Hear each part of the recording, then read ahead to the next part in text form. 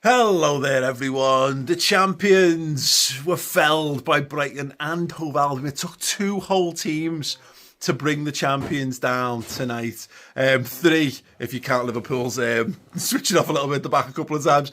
Yeah, mad fun. Surprisingly interesting game of football. The Liverpool didn't win. What I would say is it's a very unusual situation to be in this kind of upbeat mood when you've just seen Liverpool lose. It takes a very rare occurrence, and that is ultimately Liverpool being crowned champions with loads of football left to go in a season. So yeah, feels odd to be here and not feel any sort of downbeatness about losing, which is, yeah, never really happened in my life before, apart from this running to this campaign, of course. But yeah, I loved it as a game of football. I really did. I thought we just played some really, really, really good footy, and some of the lads that I wanted to see perform well. Harvey Elliott's being a good example of it. Getting a goal, getting an assist, excellent. Interesting to see Dom Szoboszlai playing a little bit deeper, which I think was actually part to facilitate the Elliott thing. Put more of a double pivot behind him, keep Szoboszlai's energy more on the right-hand side of the pitch to give Bradley some support. Cool, man. When Liverpool are being so heavily linked with someone like Florian Wirtz, now I don't know whether that's going to happen or not, but he, is a player who would probably really, really flourish in the position that Elliott was playing in tonight. So I think when you see someone like Federico Chiesa playing centre forward, I'm not sure how much can be read into that. So maybe I shouldn't be reading too much into the Szoboszlai double pivot thing, but it was one of his best performances of the season, I thought. Having more of the pitch ahead of him suited him. It suited his engine. It meant he could carry the ball forward, carry the team forward, got to show a range of passing that I wasn't really sure that he possessed, to be perfectly honest. Chris was raving about it in the watch along, and I said, well, I'm not really sure whether he's got that passing, as I say. And then he just put this wonderful crossfield ball into Gakpo to race on too. So yeah, he really impressed me. Gravenberch, I thought, had a good game as well, continuing that trend. I think in the last sort of since the PSG game, where we've only been playing once a week, where it feels like Gravenberch's benefited from having a bit more time off, not playing back to back games every 3-4 days. So yeah, that all bodes well. I was starting to get a little worried with his tail off in fitness and form, and sometimes you have that when you move a player into a new position. It being new and fresh gives them an element of surprise, and it's all exciting to him in the team, but that can start to wear out. Now, let me give you a crap example of that.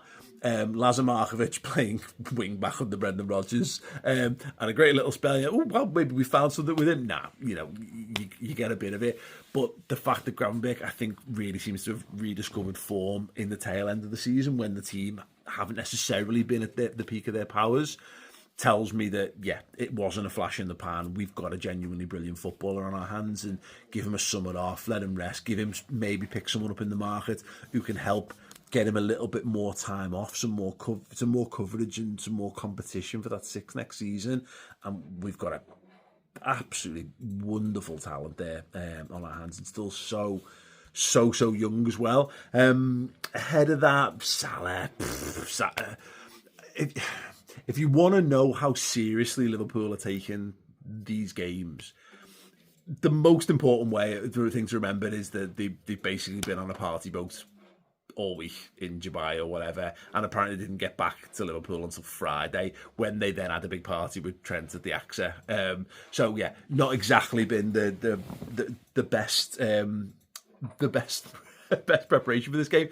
But the other thing to note, which is slightly harder to pick up on, but definitely true if you watch the game, every single player on Liverpool's team tonight was desperate to get Mo Salah a goal or to get him an assist or anything, and to the point of almost stupidity. And if this game had any sort of stakes on it for us whatsoever, I think there would be some questions asked. People might be a bit annoyed or whatever, but that's where they're at. They're fucking around. They're in fuck around mode. They're trying mad free kicks, and they're trying to get Mo Salah to walk a goal in because he's 2 goals or assists away from having the greatest Premier League season, even better than Shearer and Cole, who played in a 4 longer game season than Salah's ever competed in. Look, when you look at the numbers, it kind of tells the tale. The XG is pretty similar across both sides. Thought Brighton were good. Brighton were fun as well. They were a team ultimately that had the crowd behind them, and they had a little bit more to fight for, that last like lingering hope of creeping into Europe. And look, that kind of was what it was, really. I think of the games that we've played, I think that was the closest thing I think we've had to a 90-minute performance since we won the league. Obviously, loads of sort of pitfalls and foibles and things that you question about it if this wasn't an absolute dead rubber of football match with no stakes involved whatsoever. And inevitably, because I've seen some in the comments on the watch along of like people talking about standards and, you know, needing to keep things going and blah, blah, blah.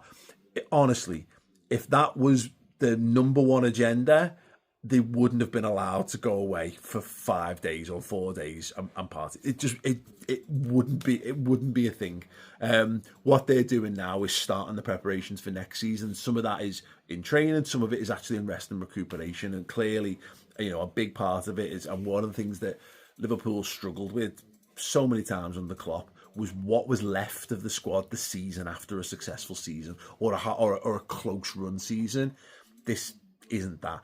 This side now, this squad have got no excuses not to go again next season, go again even harder, because this is the longest rest any of them will have ever had since they became professional footballers. And when you consider Mo and Verge and Alisson in particular, and even Robbo, we have legged those players constantly since they joined the club.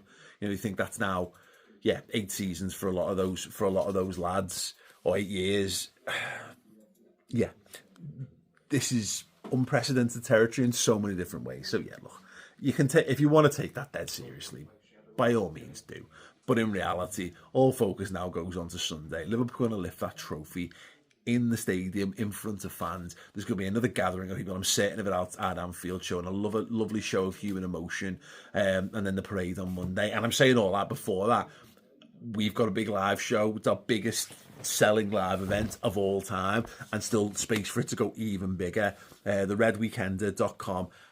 We're going on stage with Kenny Dalglish and Kelly Cates and the rest of the Dalglish family doing family fortunes. Americans call it Family Feud. It's probably called something else in Europe, but it's a genuine British legendary game show. Got amazing music. You can come and meet Gary McAllister, Bruce Grobbelaar, Tash Dowie, John Aldridge is part of it. There's talks with Kelly Cates on stage as well. There's food, there's independent traders going to be there. It's a full Liverpool indoor festival, and Redmen TV's end of season party is this Saturday. So go to the redweekender.com and fill your boots.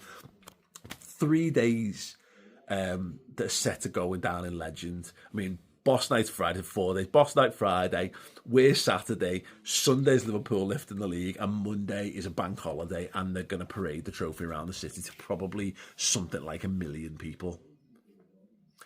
Ask me again if I give a shit about Liverpool losing to Brighton. Like, subscribe. See you at the Red Weekender at the Weekend Reds. It's going to be an absolute belter.